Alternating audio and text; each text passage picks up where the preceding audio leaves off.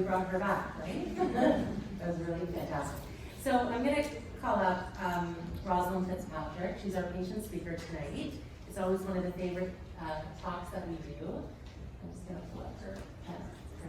So Rosalind is a Lynch Syndrome patient, and she's here to share her experiences about that and about being a proband in her family for the last 17 years. And really, we're so lucky to have Rosalind talk to us today because she's had a really special and unique relationship with Dr. Henry Lynch, of which Lynch Syndrome is named after. And she wanted to share some of those experiences. She wished she could share all her experiences. She's done so much work to fit it into our night. But she'd like to share that in honor of him because he just passed away just a little bit ago. Okay, so thank you.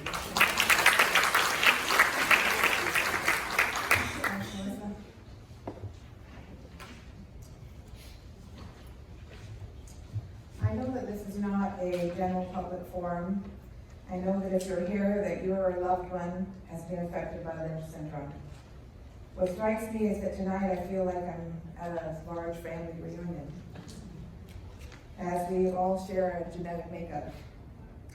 As with all family reunions, you will inevitably end up hearing stories and telling stories that might otherwise go unsaid, stories about struggles and triumphs that are unique to our families. It will give the younger members, in this case the more newly diagnosed people, a chance to learn about our heritage as we talk about Dr. Lynch and Lynch syndrome. It will be your opportunity to learn something new, make new connections, and strengthen older ones. Give us a sense of belonging and that we are part of something bigger. So my hope is that by sharing my story and in part Dr. Lynch's story, that it will inspire you to share yours. Not only within these walls and within our families, but also with the general public. Because we need to raise the alarm on this extremely underdiagnosed syndrome. My story with Lynch syndrome and its impact on my family begins when my father was diagnosed with terminal cancer in the spring of 2001. A melanoma found on his right forearm 3 years before had spread to his liver and his spleen. This wasn't the first time cancer had reared its ugly head at my father.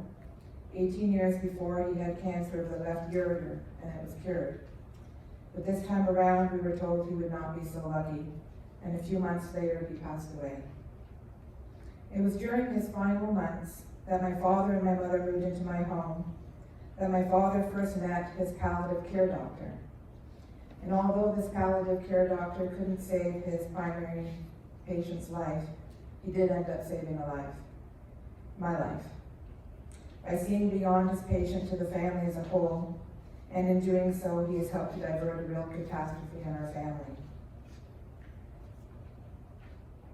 As on the first visit to our house, this compassionate palliative care doctor sat and talked privately with my father for a very long time. In the course of their discussion, he was able to obtain not only my father's medical history, but that of our extended families.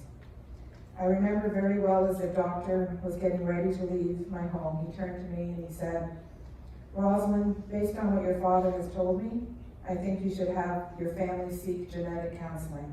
There may be a genetic reason why your father and other members in your family have gotten cancer." It was a warning and realization that came out of nowhere, as I was totally unaware of the extended family cancer history. At that time, my only concern was for my father, but I knew that this was a very clear message and one not to be taken lightly. I never did talk to my father about what his palliative care doctor had foreseen and advised him, or advised me. I didn't want him to worry about me and my siblings as he faced his final days with us. 1 month after my father passed away, I took action on behalf of my family and sought out genetic counseling. By that time, I had been able to put together a family pedigree with the cooperation of family members sharing medical histories and my father's many years of looking into our family genealogy. With this, they determined that members of my family, including my siblings and I, were likely at high risk of having hereditary non-polyposis colon cancer, which is now more appropriately referred to as Lynch syndrome. At that time, there was no colon tumor tissue available for DNA testing. So to confirm the suspicion, all my siblings and I were recommended immediately to have colonoscopies. My siblings were all cleared, but when I had my colonoscopy on February 2002, a tumor was found in my rectal sigmoid junction. I was 42 years old, and of course devastated and very scared, and being a wife and mother of 2 young daughters, aged 4 and 2 at the time, made my cancer diagnosis that much harder. The instinct to protect them from all of this was greater than anything I was enduring. I shared the good news with my genetic team that we would have the tissue needed to start the genetic testing process, and that ironically, it would come from me. It gave me strength to know that something positive would come out of my pain.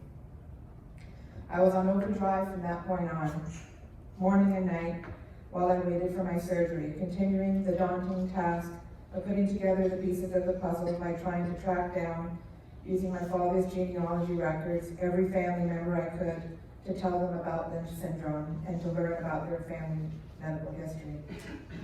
I also obtained all of my father's medical records and discovered in pathology reports that he had numerous skin lesions removed over his lifetime in addition to the one melanoma that I knew about, including the report of a sebaceous adenoma, stating in the report that he had Muir-Torr, which is a subset of Lynch syndrome.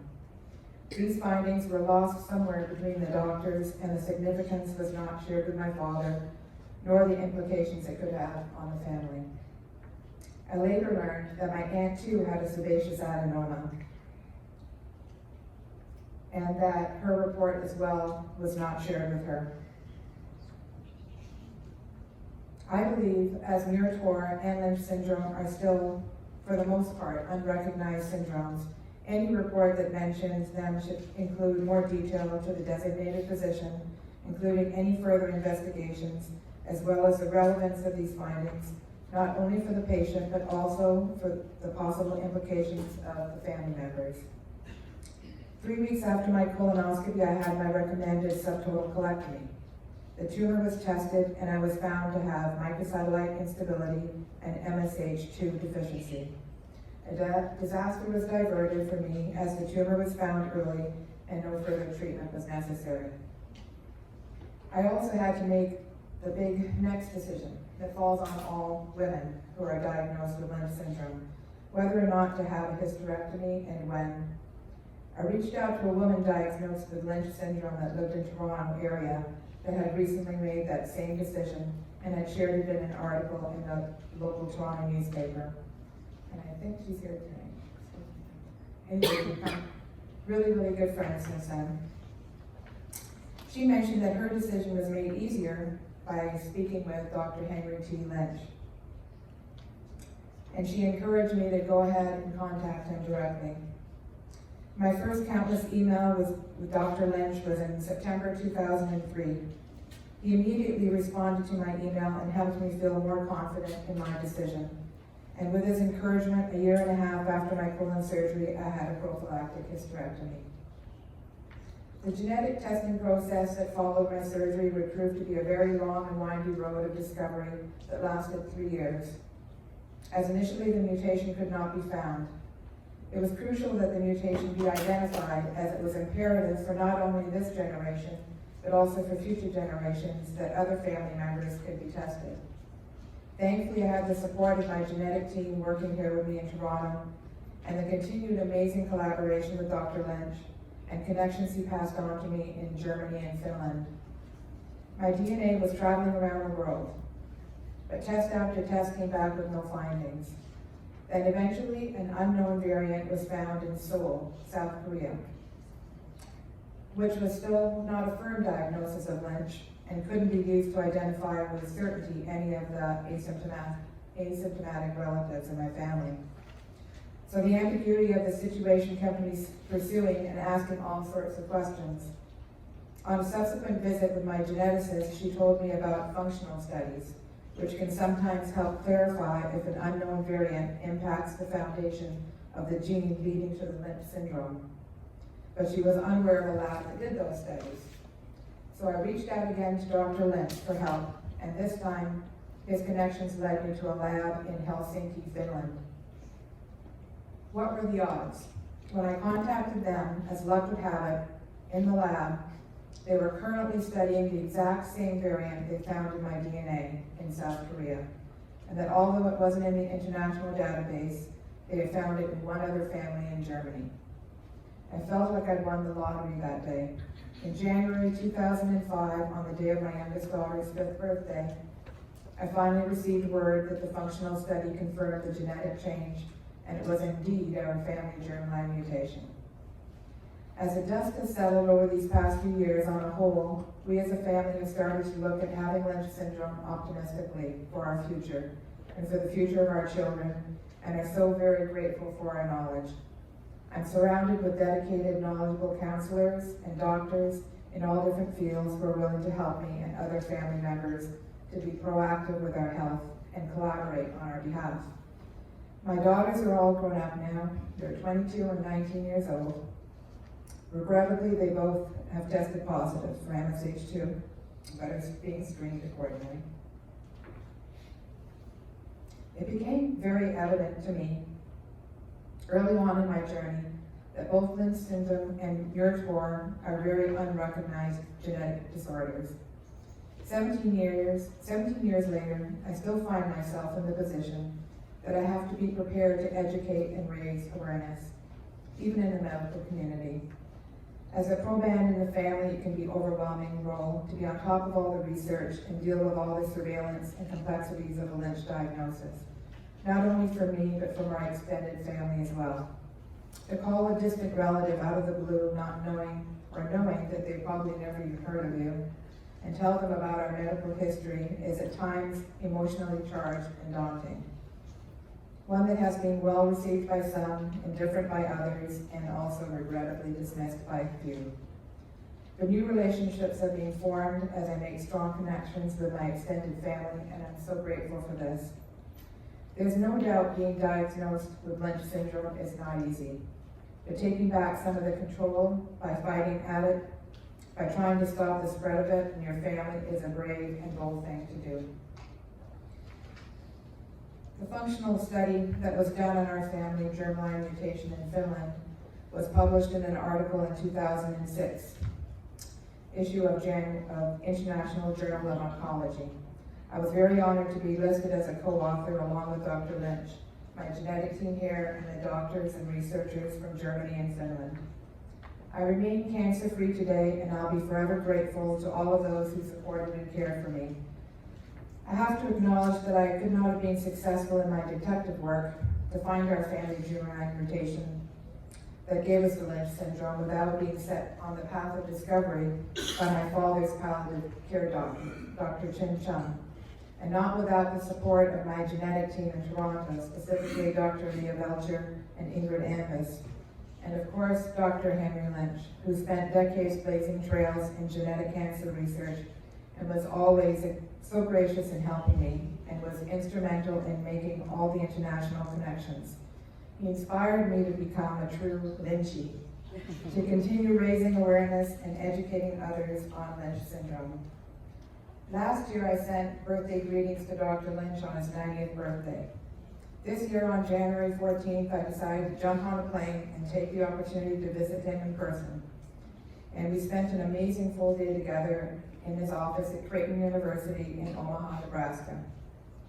I want to take this opportunity to tell you a bit about our visit and also share a bit about his life story as he related to me. Dr. Lynch was born in Massachusetts on January 4th, 1928, coincidentally just a few days before my own father's birth. As I walked into his office, I felt the energy of my father and for all of those I was representing. Not only the Lynch patients in my family, but all the Lynch patients who I knew would have also loved to join me in this great honor of meeting the man they too would call their hero, and to have the opportunity to thank him in person for his life's work and for saving their lives. At 91 years old, this once 6'5" towering man was now bound to his wheelchair, but it was so clear, and his heart was so big. I knew I wanted to be fully focused and present in every moment we spent together.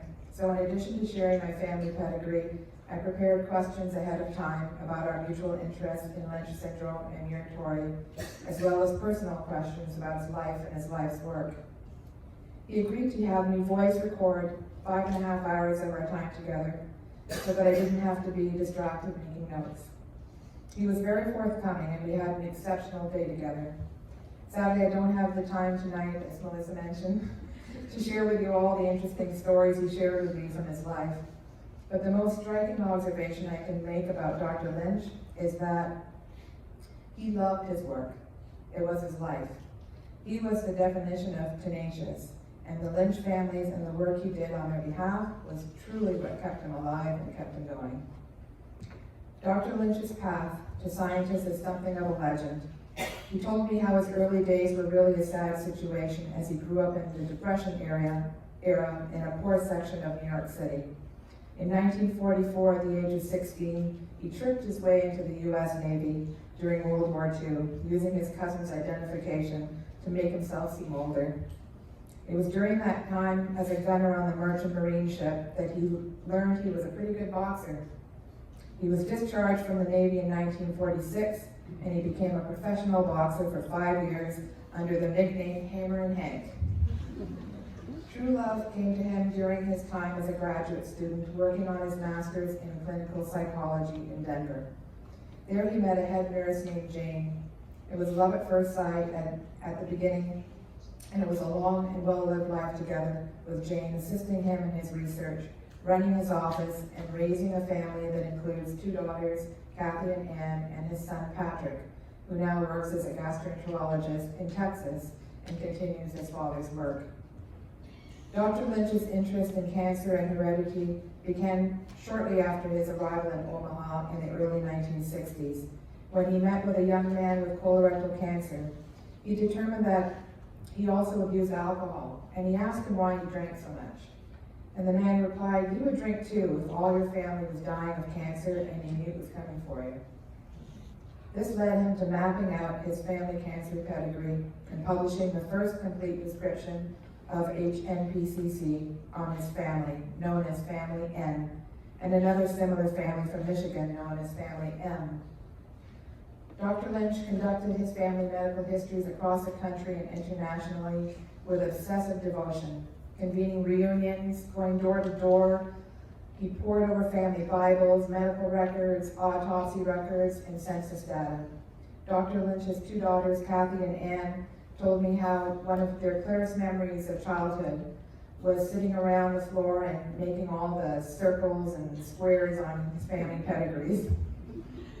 Another such pedigree was Family G, that had multiple generations of cancer, first reported in 1895 by Dr. Aldred Worthen.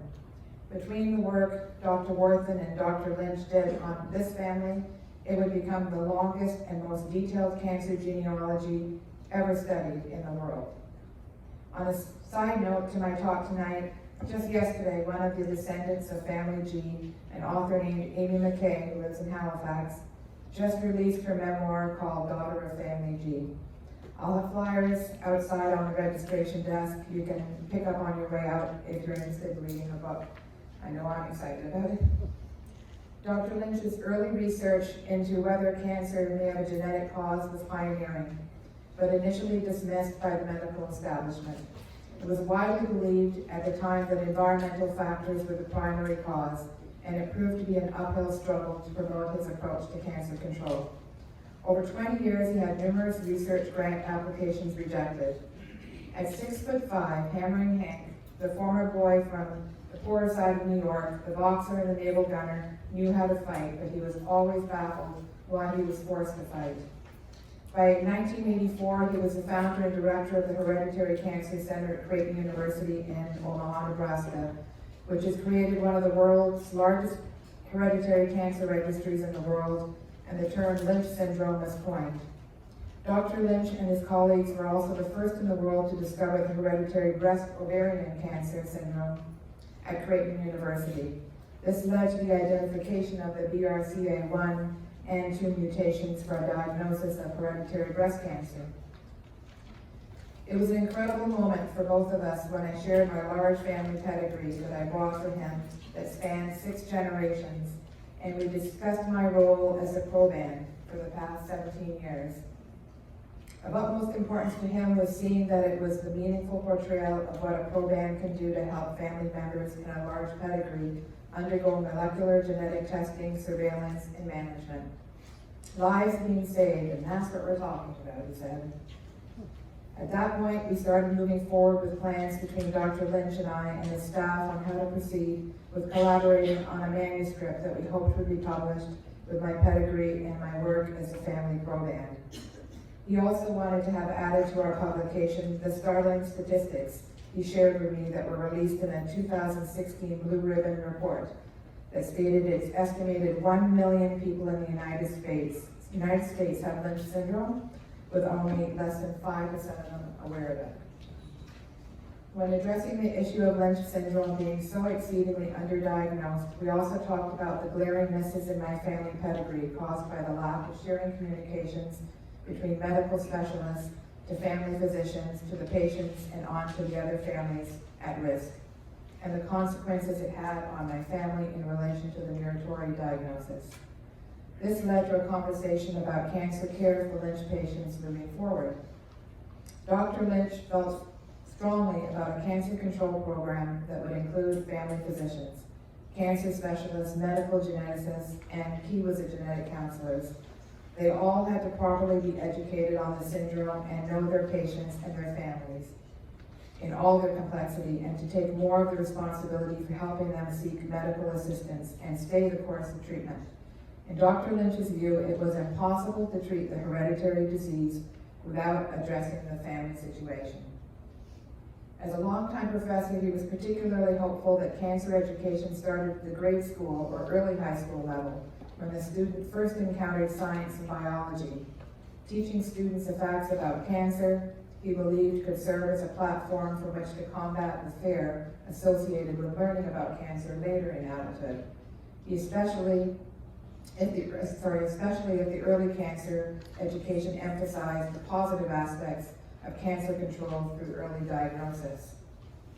Dr. Lynch also shared with me some of the new developments in Lynch syndrome that had him excited and looking forward to the future Lynch syndrome patients, including the vaccine being researched by Dr. Steve Lipkin at Real Cornell Medicine in New York, genomics being used for effectively to determine its sensitivity to the therapy of both chemotherapy and immunotherapy, to determine its responsiveness.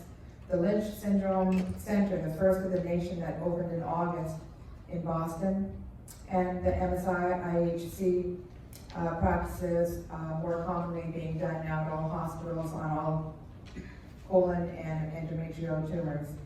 And liquid biopsy, which is a study with Lynch families that is being started to catch cancers before symptoms even arise.